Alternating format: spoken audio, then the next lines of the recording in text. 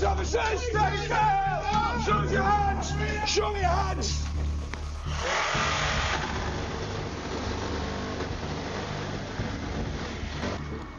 Hey, stop there, stop. It's done. Turn around for me. Turn around. Turn around, hands out pockets, turn around.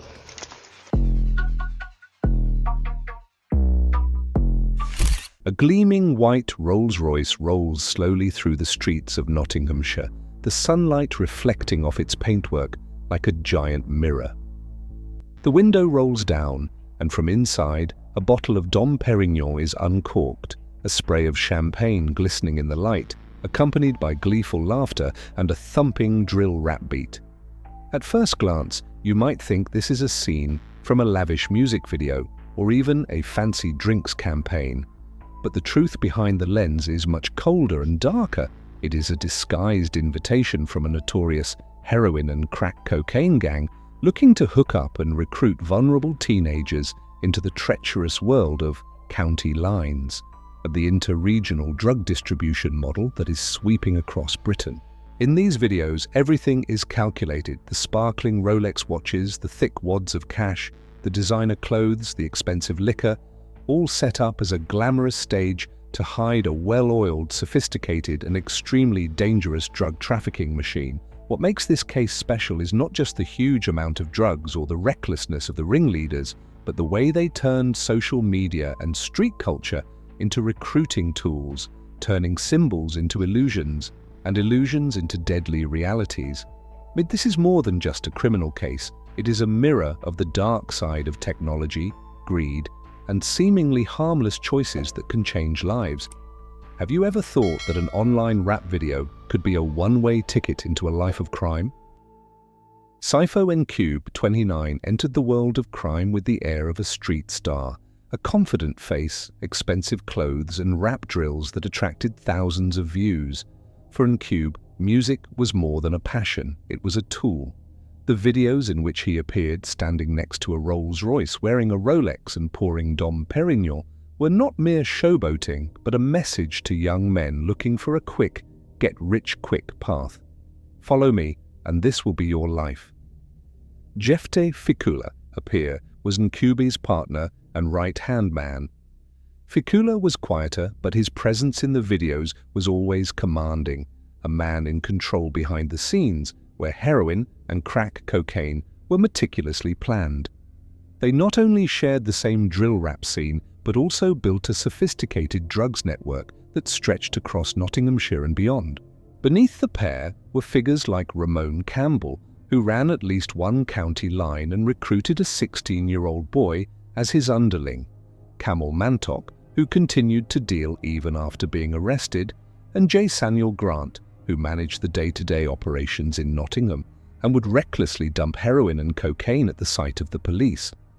Each member of the gang was a vital cog in the chain: couriers, stock keepers, marketing message managers, all connected by the belief that the money would keep flowing if the system kept running smoothly. And all of them, from the stars who flaunt online to those who quietly stand behind, are drawn into the common orbit of greed, where the boundary between the stage and the courtroom is only one step away. At first, the rap drill videos were just part of the street culture that police had become accustomed to over the years. But then the frequency of their appearance became unusual. A new clip appeared every few days, accompanied by images of white Rolls-Royces, bottles of Dom Pérignon popping, stacks of cash, and the faces of people on watch lists. At the same time in Nottingham, heroin and crack cocaine seizures in small raids skyrocketed, and community reports of teenagers missing school and congregating in areas known to be hotspots for dealing. Detectives quickly noticed a common denominator: a steady stream of text messages from burner numbers, disposable phones, offering drugs with names of distribution routes. While this type of marketing is all too familiar in county lines cases, the timing and the online ostentation made things all the more suspicious. The police began to piece together the story: the video as a recruiting tool, the text message as a sales channel, And when these two elements appeared simultaneously, there must be a much larger system behind it. That's when they decided to stop standing by. A secret surveillance campaign was launched, tracking every luxury car, every social media account, and every phone number in the text message chain. One misstep, and the whole network would be exposed. Beneath the flashy exterior of Rolls-Royces and rap drill beats, the gang operated a well-oiled drug distribution machine with 13 county lines, radiating across Nottinghamshire and deep into neighbouring towns, each code-named and managed by a team leader responsible for coordinating supplies, running a team of tellers and reporting directly to an cube or ficula.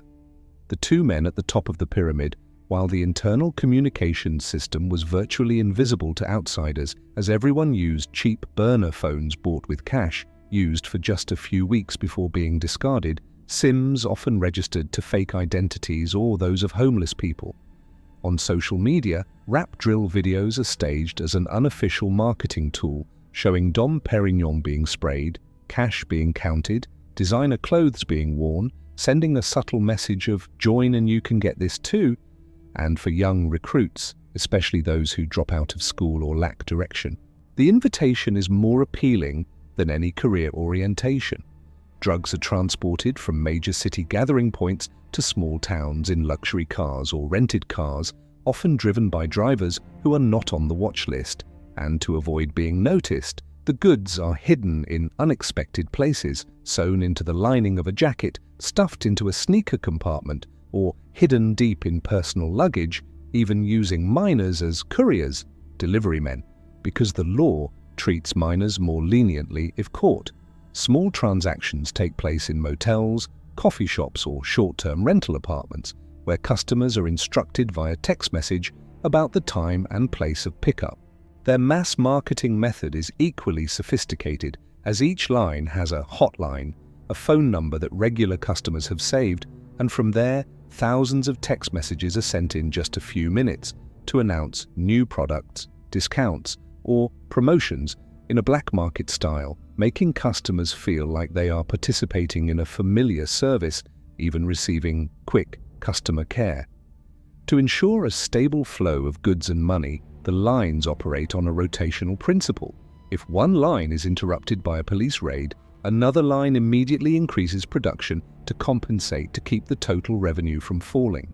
The money collected was divided into several parts, paying the team leader commissions for the delivery men, and most of it was transferred to the ringleaders, and to launder this money, they invested it in branded goods, luxury cars, or other lavish spending, partly legitimizing the source of money and maintaining a lavish image to continue recruiting. To outsiders, it was a dream life, but in reality, it was a chain of crime where every cog, from the leader to the delivery boy, knew that if just one link broke, the whole system would collapse.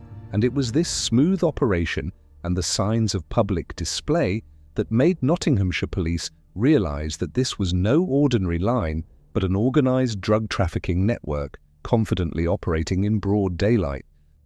It all started on a seemingly peaceful afternoon when Siphone Cube was driving out of Nottingham, only to be involved in a minor traffic collision on a suburban road. For an ordinary person, it would have been just a minor insurance issue, but for Cube, who controlled the entire Mansfield drug distribution route, it was a fateful moment. Hey, stop there, stop.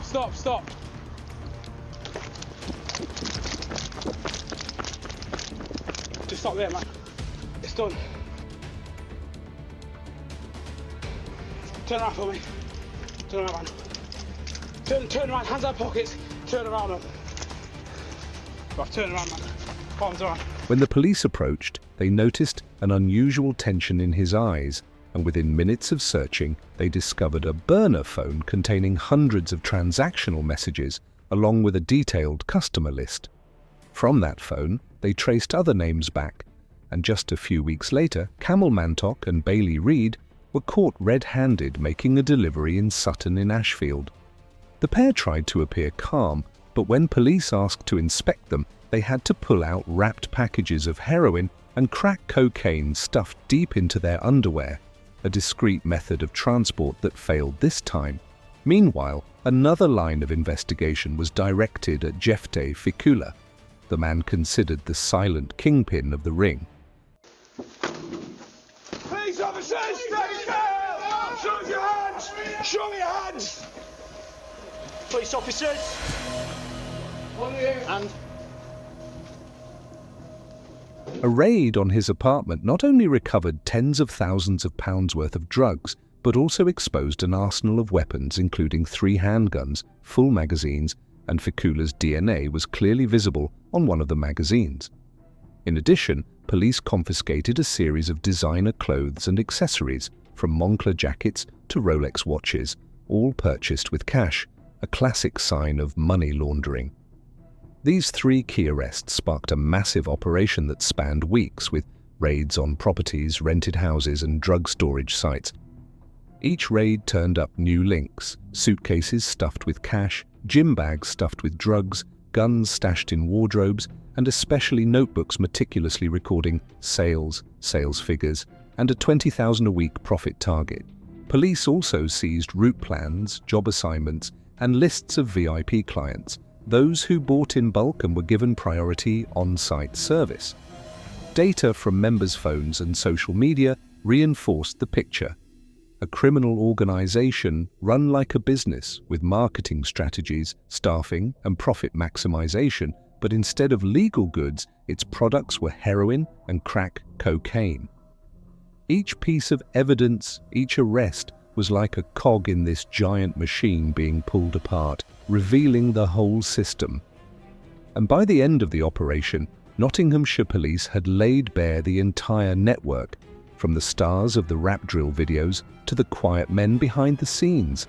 And one by one they faced the bright lights of the courtroom. The trial of the County Lines gang took place under the cold light of justice, where familiar faces from rap drill videos appeared handcuffed and looking down. Before the trial began, the prosecutors had laid out the entire picture of the network, from clips of Rolls-Royces and Dom Pérignon to drug routes across Nottinghamshire, backed up by overwhelming evidence: phones containing text messages, weapons with DNA, ledgers of profits, and images from social media. Some defendants, faced with the evidence, pleaded guilty to reduce their sentences. Others remained silent, clinging to the faint hope that the jury would be skeptical. That hope quickly faded. Jephte Ficula, the network's architect, was sentenced to 21 years in prison for trafficking a Class A drug, possessing a firearm, and participating in a criminal organization. Sifo and Cube, the face of the syndicate, was jailed for 15 years for the same offences. Ramon Campbell, who ran a route and recruited minors, was jailed for 12 years. Camel Mantok, who had escaped the law several times but continued to trade, was sentenced to 10 years. Jasaniel Grant, who managed the Nottingham operation and handled the goods, was jailed for 9 years.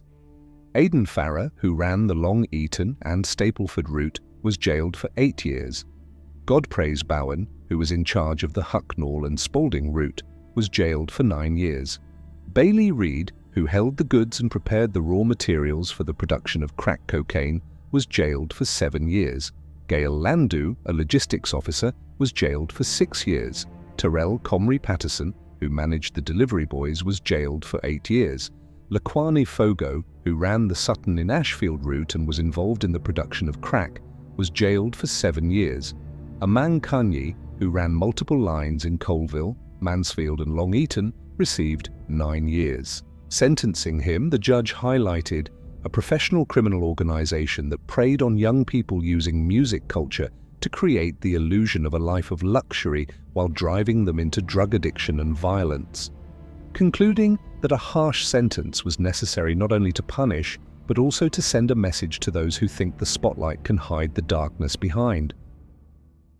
The case is not only an indictment of those behind the County Lines network, but also a reminder of the power and danger of imagery when cleverly combined with technology and popular culture.